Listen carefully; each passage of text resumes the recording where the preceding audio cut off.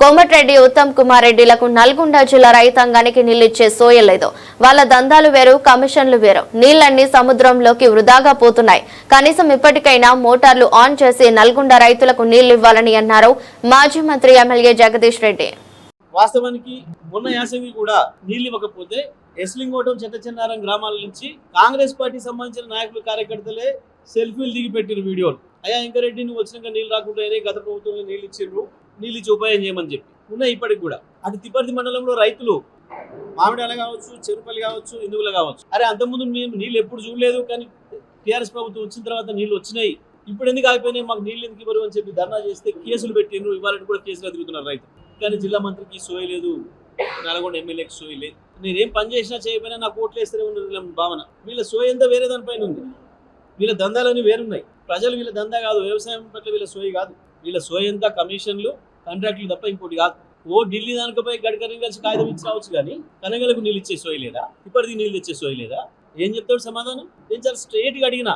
ఇప్పుడు నేనేం రాజకీయం మాట్లాడలే, విమర్శ చేయలే, నీలాగా బూతులు మాట్లాడలే. నేను చాలా సాఫ్గా ఈ జిల్లా రైతాంగం తరఫున, నల్లగొండ నియోజకవర్గ రైతాంగం తరఫున మాకు నీళ్ళు ఇవ్వు అని అడుగుతున్నాం. ఆ ఉదయ సముద్రం నింపు సోయి లేకుంటున్నావు.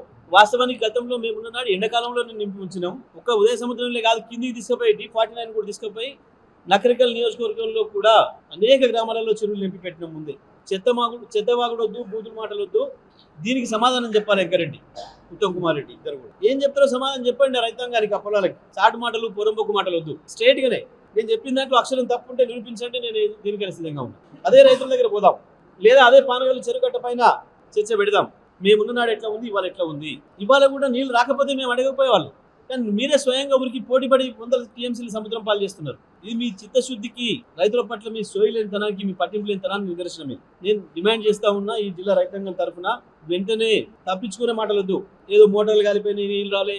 మోటార్లు కాలిపోతే రైతు కూడా తెల్లారిగా చేసుకొచ్చుకుంటాడు, పోయి రాత్రి పూట ఆడ కూర్చొని. మోటార్లు రిపేర్ చేసుకోవాలని సోయి ఉండొద్దా? నేను ముందు జిల్లా మంత్రి కదా, రివ్యూ చేసిన బాధ్యత నీది కదా. కోట్ల కొద్ది తెచ్చి బాగు చేసినా అని చెప్తున్నావు కదా. ఈడ రోడ్డు వేసినా, ఆడ రోడ్డు వేసినా, కోట్లు తెచ్చినా, ఢిల్లీ పోయి కోట్లు తెచ్చినా అంటే అలా కమిషన్లు వస్తే ఇల్లు రావు. కాబట్టి జిల్లా మంత్రి నీది కదా బాధ్యత. మోటార్లు చూసుకునే సోయి ఎందుకు లేదు? తప్పకుండా ఇప్పటికైనా నిర్లక్ష్యాన్ని వీడాలి. వెంటనే జిల్లాలో ఉన్న ఇతర మంత్రులు ఏ మార్పుని పూర్తిగా పునరుద్ధరించాలి, ప్రతి ఎకరానికి నీళ్లు అందించాలని చెప్పి నల్గొండ జిల్లా BRS పార్టీ తరఫున మేము డిమాండ్ చేస్తా ఉన్నాం.